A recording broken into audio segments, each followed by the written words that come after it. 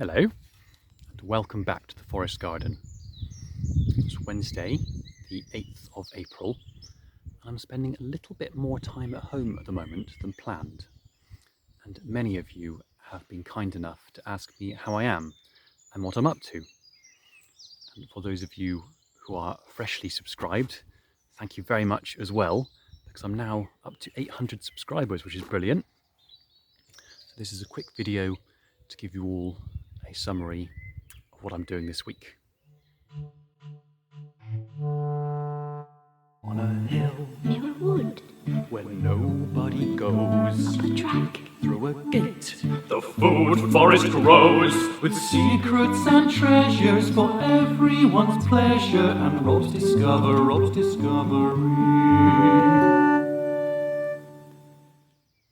Did any of you see the supermoon last night? Spectacular, wasn't it? I did my best to film a time lapse of it rising. The moon is in that ascending phase at the moment. When the moon is ascending, getting higher and higher in the sky each night, it's a very good time. Oh, there's a queen wasp looking for a place to make a nest. Not here, thanks. She's making me a bit nervous.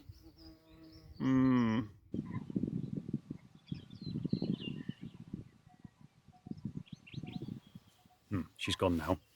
As I was saying, when the moon is ascending, not to be confused with it waxing and waning, it's when the moon is getting higher, so you can see it at the same point every night. It's a little bit higher and higher in the sky.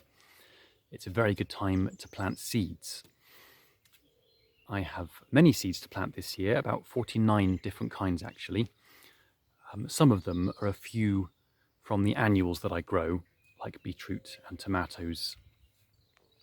But most of the other seeds are for new fruits and vegetables that I'm introducing into the forest garden to try and get it up to the 500 varieties that I planned 7 years ago. Because I've got so many seeds, I've actually had to build another temporary greenhouse. I've done it again, like everything else here, the very, very low budget way. I've dug a hole in the ground, piled up the earth from that hole at the sides, and then put an old tiny polytunnel on top. Thank you, Sue. That's the one you gave me a couple of years ago. And I've lashed it down with some straps, lest it blow away in the wind. And that will be filled with my seed trays in a couple of days' time, maybe today. I'll see how I get on.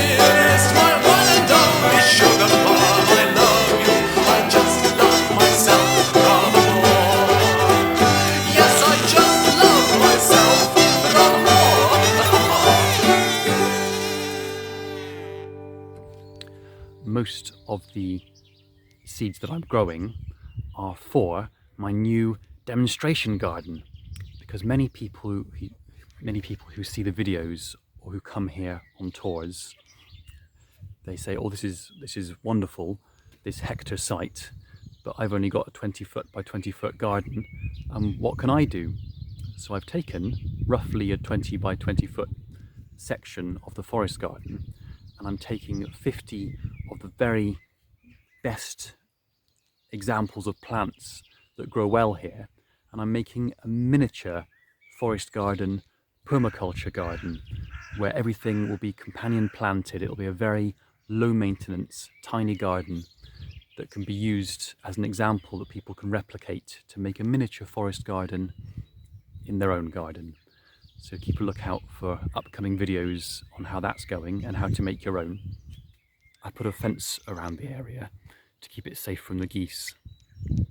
And I've created no-dig instant beds, and how I've done that is I trimmed the grass down flat and then put some brown cardboard on top, taking the sellotape off first, and then piled on top whatever biomass that I could.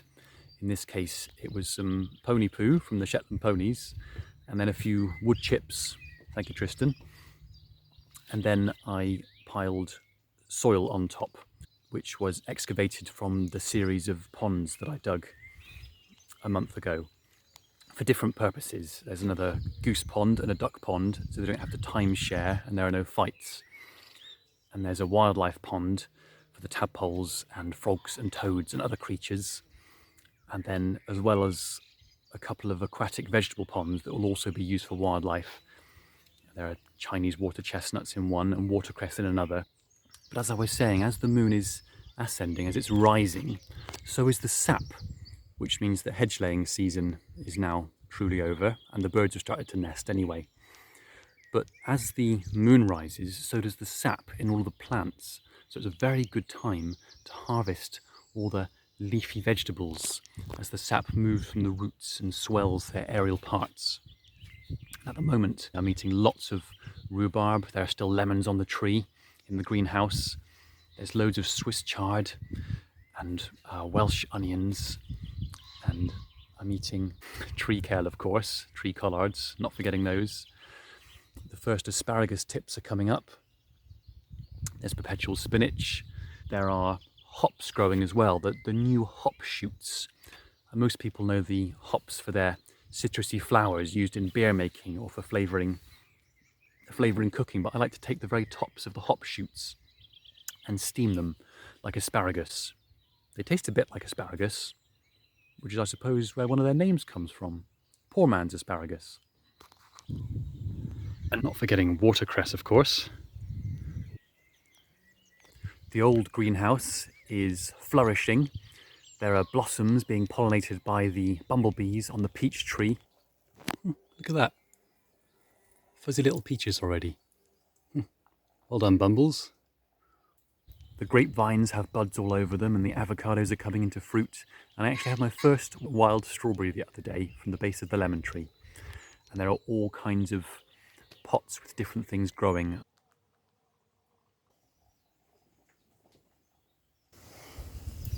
For the first time this year, the apricot blossoms have come out in that unique little window of time between when strong winds blow, which means this year there may actually be some fruit. And these blossoms, I must tell you, they're my favourite smell in the world. They are so heavenly, divinely, sickly sweet. So very, very sweet. That's why I planted one in the greenhouse, so that the blossom scent will be trapped in there. I can just walk in and be dizzy with that otherworldly sweetness.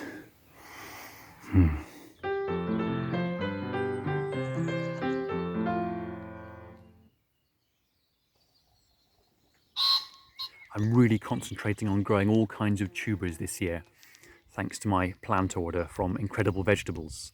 I'm growing oca and yams and sweet potatoes, quamash, and because I'm not actually in the greenhouse, I can't remember at the moment, but all kinds of wonderful things. Oh, mashua, lots more mashua, air potatoes, and many things.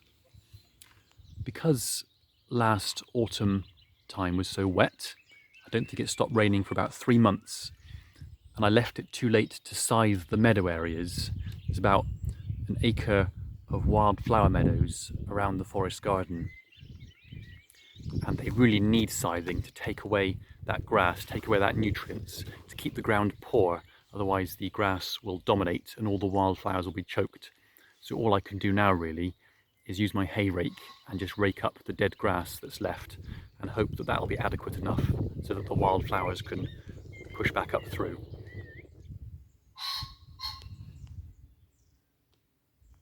The yurt that I used to live in 8 years ago until the canvas rotted because it wasn't really made for wet British winters has now been resurrected. It's not quite finished yet, but it will be my new permaculture classroom stroke kitchen area. And I've decided that the white canvas roof wasn't really that attractive and it would be far more beneficial to have a living roof, perhaps a sedum roof or other very low maintenance, drought tolerant things. So I've covered it in a root proof membrane, which is really just a pond liner, and lashed that down. So as I come across any more biomass, I'll probably pile it on the roof, not too thick, and then see what cultivates itself there. As many of you know, I've become a great advocate for wood chip mulching. It's fantastic, and I really think it's the way forward, especially on a scale like this.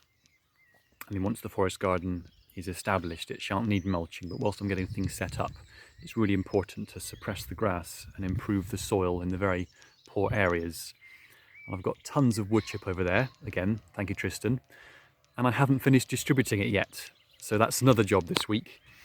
It should have been finished in October, but you know, time.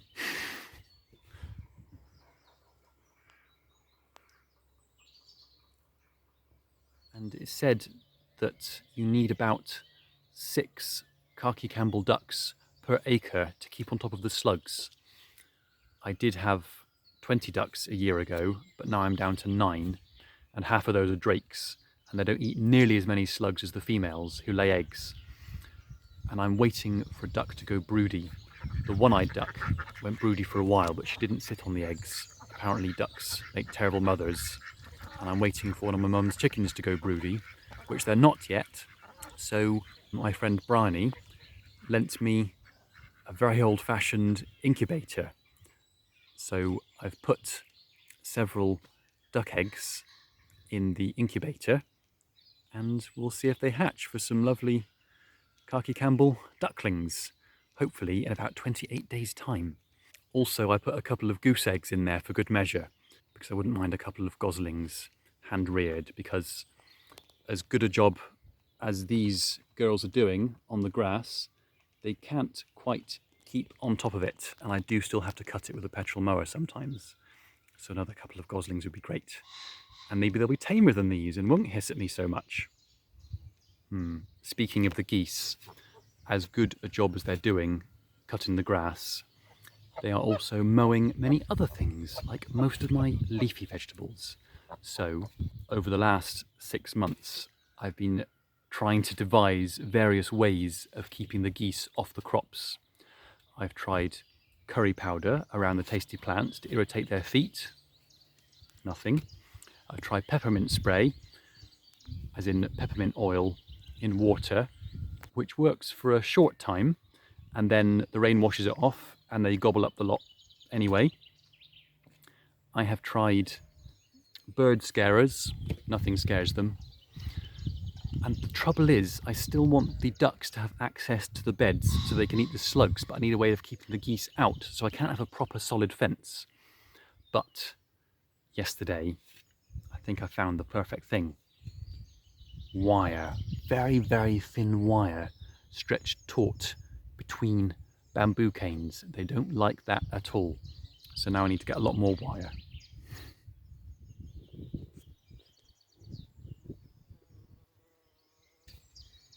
The honeybees are very, very active.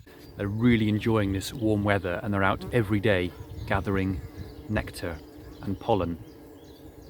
I only have one colony of honeybees at the moment, and they're in the Warre hive. And the principle of that I'll explain in another video. But really, because they're building so very, very fast, I need to lift up the 3 boxes they're occupying and put an extra box in underneath. But that's really a job for 3 people. 2 people to lift the hive, and then a third to put in the empty box underneath so they can build down into it. And I'm going to struggle to do that by myself because there's no one else here at the moment. But then somebody on my WhatsApp group, Natural Beekeepers in the Chew Valley area, I think it was Paula, suggested why not just add the box on the top. I mean, bees do prefer to build downwards, but if I can't lift the hive up, then just put a box on top. That'll create extra space and it'll pacify them for now. So thank you, Paula. Don't talk to me about pheasants. They've become a plague here. Plague of pheasants. Is that the collective noun? I think it probably is.